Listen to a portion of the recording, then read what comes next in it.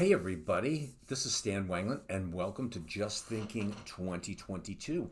This is episode 21 of Just Thinking 2022, and I'm the host of it, Stan Wangland. So welcome aboard. Today's the first day in March and of 2022, of course. So thank you for joining me. If you are enjoying the channel, which I've mentioned several times, we're in the process of rebuilding and getting together a group of videos to put on other platforms. Please hit the like, subscribe buttons, hit the bell for notifications, whatever. Because it's just, it's important in terms of the directions that I go with shows many times. And it just helps the analytics of the show, and I hope you enjoy the show. If you don't, then don't watch the show or send me a comment and tell me what stinks about it.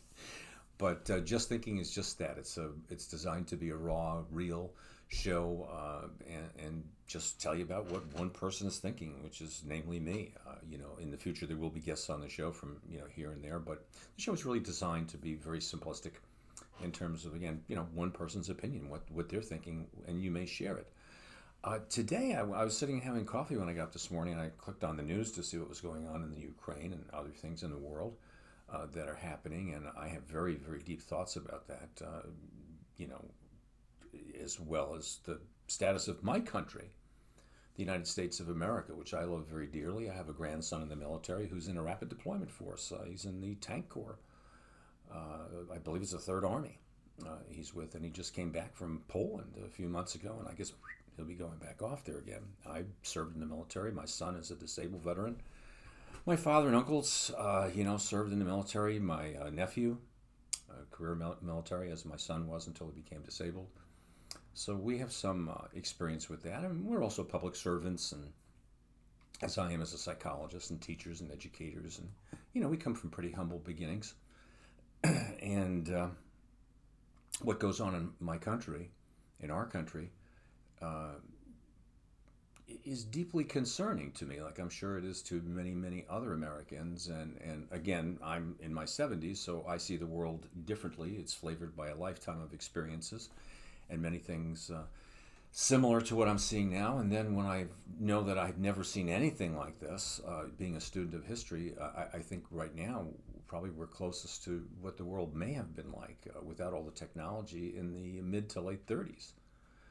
A lot of things going on that are very strange and very disconcerting, but have to be dealt with.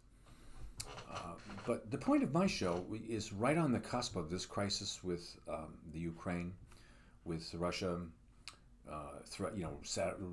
saber rattling about nuclear war, and who knows what a deranged person might do with that, and what realistic choices do you have? The fact that democracy is on the decline in the world overall. There's less people who live in democratic societies now than they did 10 years ago. I don't know if you're aware of that. And then the terrible evolution in the United States of America over the past 6 or 7 years, really starting with the run for, in my opinion, the run for the presidency of Donald Trump and Hillary Clinton, and who I thought were just two terribly flawed candidates, which just were not good candidates at all. And sure enough, the American people, as they've been heading for many years, made another whoppingly bad choice against all good judgment with Donald Trump. Now, I know, with the cult-like following of many people with Trump or his supporter, whatever you want to call it. I mean, you believe what you want to believe. We certainly picked the scab off reality in this country, and we have taken a turn in a wild and crazy direction like it's never been turned. I'm sure like in the 50s when there was the anti-communist craze, or the Cold War, you would, in the 60s and 50s, and Vietnam in the 70s and 60s, and civil rights movements. We go through these very historic moments, but now, particularly tonight, as the President Biden will have the State of the Union address, the point of this show is a commentary on America and probably other democracies, which I'm not familiar with. I don't live in those countries, but I do live here, and am familiar with people here in a very close way for many, many years. I don't think I speak for all Americans, but I'm certainly a blue collar person, a lower blue collar person in my birth, and I have certainly traveled into the academic communities and being in the upper middle class and all that other kind of good stuff that goes along with that. So I've seen a wide range of Americana. Lived in many different places in America, and many different cultures, and seen America evolve. Not in a good way, might I add. And maybe all older people say that. I had always hoped I wouldn't be that way. I've always been known for being a very optimistic person. But I'm also a very realistic person, and all these crises are opportunities for change. But the point of this show, even though we're 5 minutes in, I mean, I could have said it first, but I didn't want to get to that point, is I was telling my wife, I said, I envy the Ukraine right now. And we were watching what was happening. And as a parent, as a grandparent, as an older person my wife and I have lived through two major floods of our home, where it looked like a war zone. And let me tell you, when you get flooded out and you have a very small family like we have, you get left on your own. There's all this mystique of the Red Cross is coming. Yeah, you get a broom and a bottle of Clorox and a couple of other things. The Boy Scout troops came around and gave out peanut butter sandwiches as your house was up to this level of water. That's a whole other story. So what the people in the Ukraine or war-torn regions, I mean, there's no comparison. The intense suffering that we had for 6, 7, 8, 9 months, each time our home was flooded once, and then 6 years later we never thought it would happen again, and it did. And it completely devastated our home. It was massive. But on a scale of what's happening in the Ukraine, people trying to kill you with everybody being armed, I mean, it's like a 1 compared to a 150. So God knows, they're just out there. But nevertheless, having been through terrible times and other things which I won't go into this show, I envy the people of the Ukraine. Now, isn't that amazing? And everybody wants to come to America, or many, many people. Nobody's fighting to live in Belarus or, emigrate to the Saudi Arabia or Kuwait or who's saying, hey, gee, let's move to Moscow right now, as beautiful as that an area that may be, or Peking or whatever. Nobody wants to go to those places when they've had freedom or a lot of as a visitor or as somebody that can get the hell out of there when they want. Yeah, but to emigrate there, they don't. A lot of people really don't want to do that. Maybe you know them. I don't know them. So America has always been there's a fantasy of it being a really good place and a reality of it being a really good place. And then there's the truth, which is somewhere in the middle.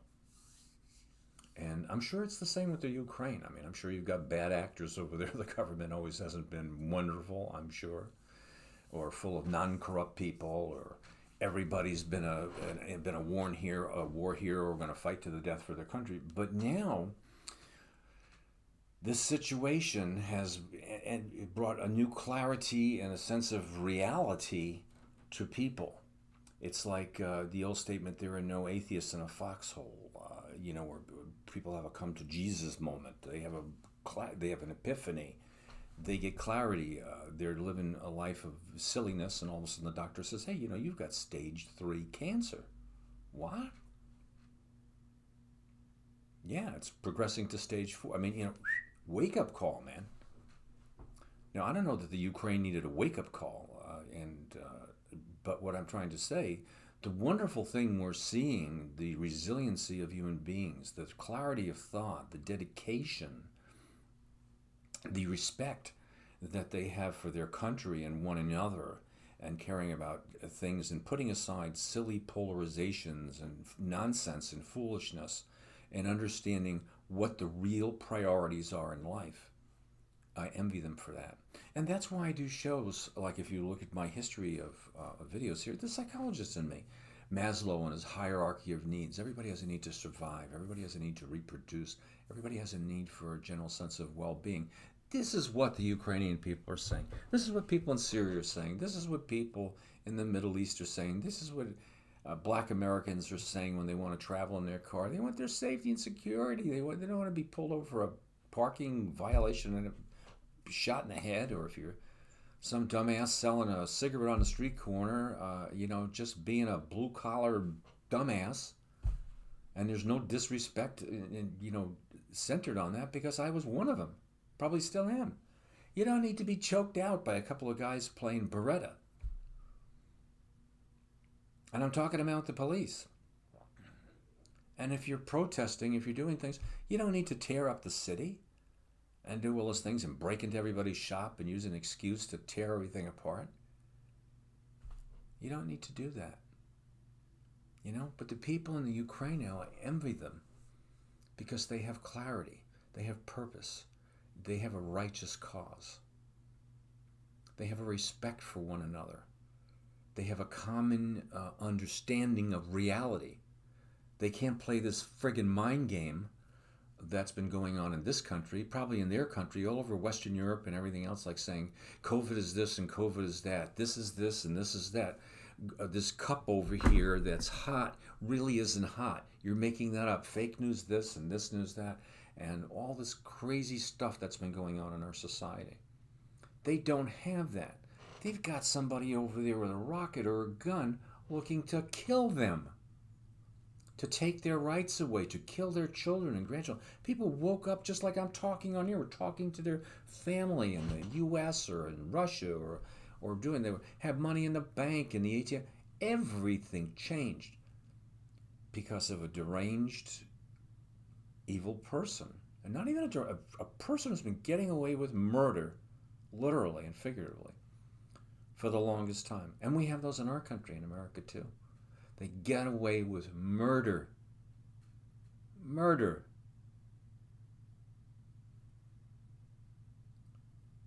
And the poor Russian people, what do you think? They're the enemy? Come on, they don't want any part of this. And if they knew what was going on, half of them wouldn't want it anyway. And there might be some more nationalists. They feel that Ukraine was part of their country. They've lost respect, and you know how that goes. I get all that stuff. Americans feel the same way. Ukrainians feel the same way. But Ukrainians have that righteous cause right now. And yeah, it's really, what do you think, that Germany and Sweden and all these countries are just climbing on the bandwagon because they want to be nice? Hell no. These countries have been through World War II. Norway and Finland, these places were occupied under the Germans. 5 years before I was born, and my brother was still alive, his lifetime. Yeah, you had German occupiers knocking you off, lining people up in villages, sending people to work camp, taking Jews all over the world and killing them. And other people.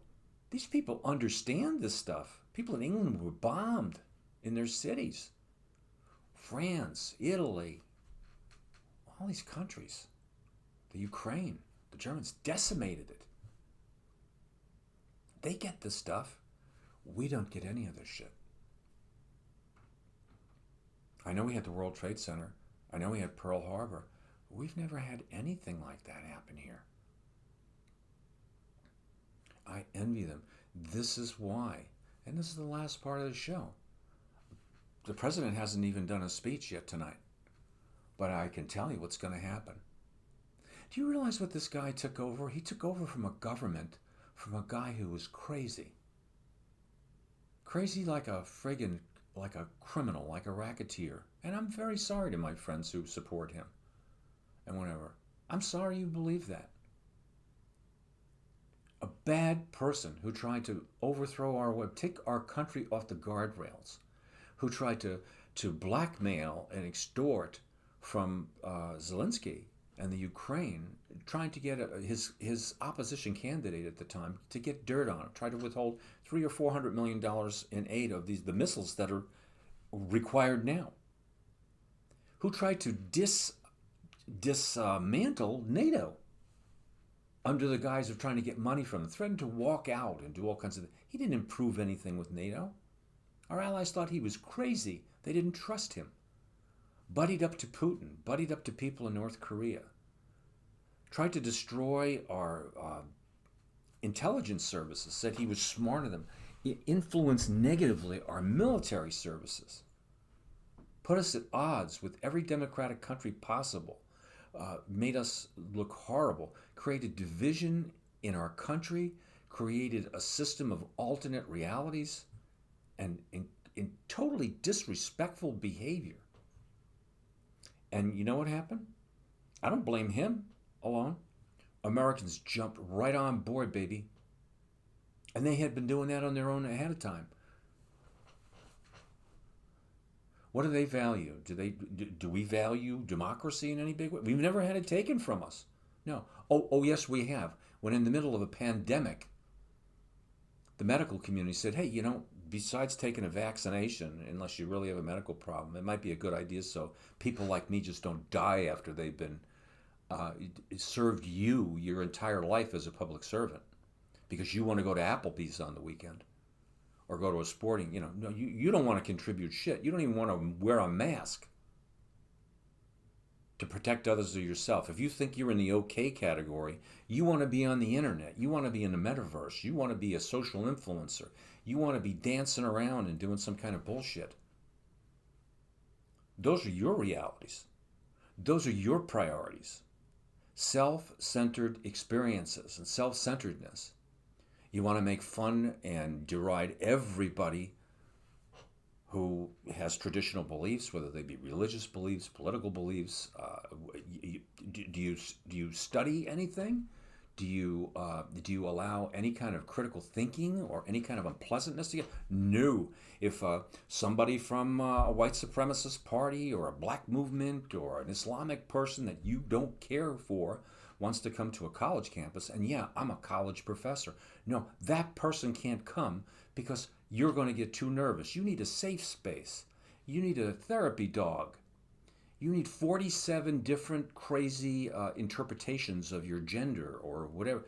You have to live in a world that doesn't make you nervous, doesn't make you anxious. And whenever you don't want to deal with the real world, you deal with a fantasy world.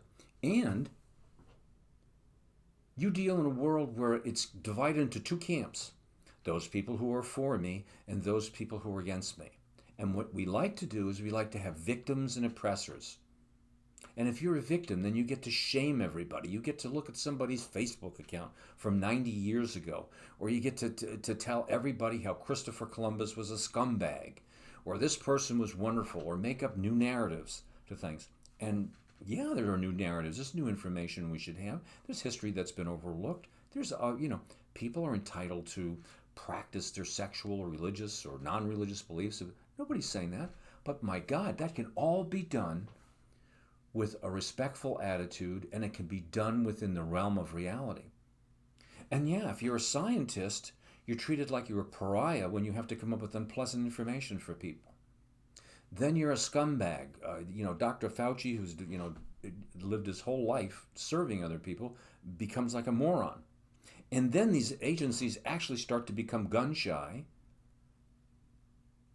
and they start to, how's the public going to handle this? And then if you're people with other values, if you're a religious person, if you're a person who believes in some other kind of thing that fundamentally the values and the morals and everything, regardless of whether it's religious or not, that are good and good for the country, good for you, good for the community, you're looked at as a lunatic. So if you're a scientist, you're a lunatic. If you're on the other hand, and you're dealing in the metaphysical, everybody's a lunatic unless it's some politically correct narrative. We pay more attention to a silly-ass comedian like Bill Maher in this country. Like if he says the war isn't going well, people, oh, Jesus Christ, Bill Maher said this. Who the hell is he? He's a comedian. He changes his I've been watching Bill Maher for years, like other people, and he's very funny at times. And also he's a nasty old curmudgeon. And what is he interested in? He's interested in his pocket and his particular beliefs, like all these other guys. Like John Cena. apologizing to the Chinese in Mandarin, or Kobe Bryant in the NBA and all these other people. Excuse me, with Kobe Bryant, different, basketball players. They don't want their sneaker, products, or their NBA products being affected, by offending the Chinese when they have human rights violations. And why do I envy the Ukraine? Well, President Zelensky's, trying to do the right thing. Well, what the hell do people think that President Biden is trying to do?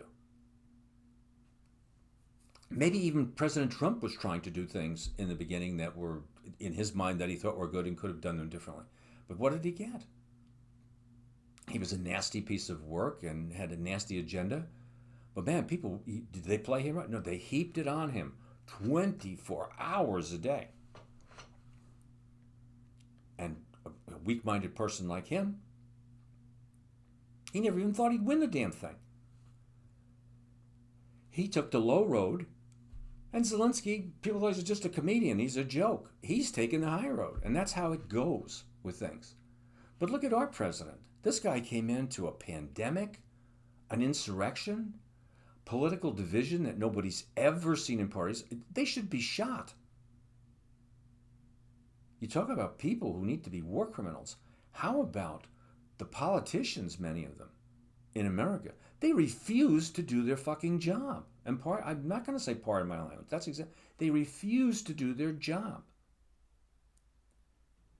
And what kind of politicians sit there and, they're entitled to do that, I guess, but, hang out with fringe groups or are sending secret messages to the Oath Keepers or crazy things, or people deliberately lying, or just a despicable person like Marco Rubio or Ted Cruz. What a disappointment in intelligent people, where they have a simple protocol. Could you take a COVID test? Tammy Duckworth, Joe Biden's 79 years old or 78 years old.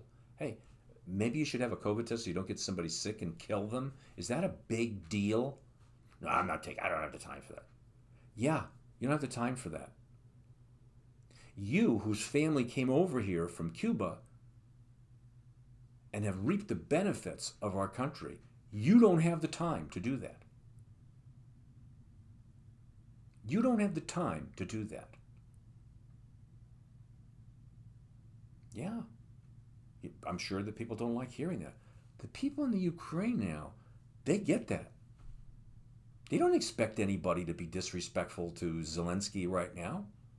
Why would we do that for a president like President? What has the president tried to do? To build back America better, to try and get people, he's extended bills for money, for the infrastructure that other people wouldn't do, where they give tax breaks to people. But what does he get? He gets a 37% approval rating, because our country, they just don't like the way that, the shipping, hey, the whole world has had a COVID crisis, even though most people here, or a great number of people here, didn't want to accept it. Well, behavior has consequences.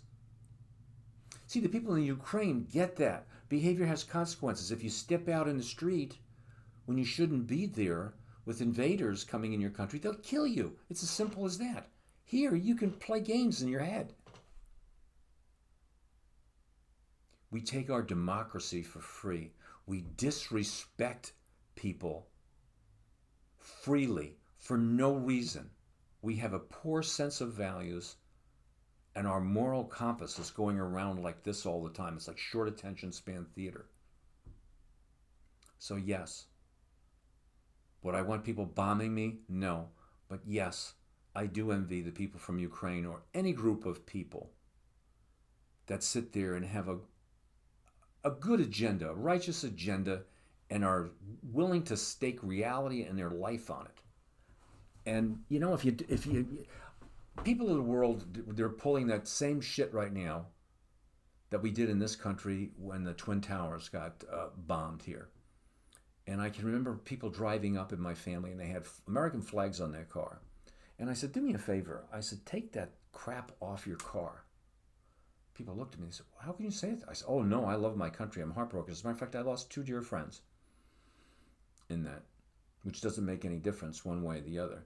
I said, but take it off. I said, because I've seen that in Vietnam, I've seen that in other places before, and inside of 6 months, if things don't go right, people are gonna be taking those flags and burning them or doing just do what you need to do. Support your country. Do that's all great. Stop all that saber rattling and all that bullshit, because there's none of you are going to do anything about it. And that's my little dog doing it. And right now, there's a lot of that going on. And watch, 3 weeks from now, I want to make sure that people understand that this is a serious, serious thing and should continue to pay attention to it. One way or the other, because this is democracy versus autocracy. This is right and wrong in reality versus unreality.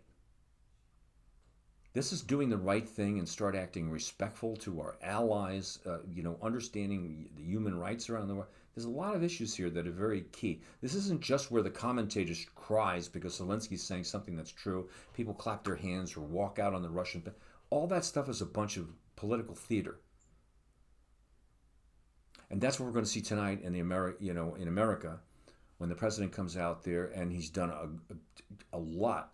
You give people vaccines, you give people masks, you do everything you can, and people.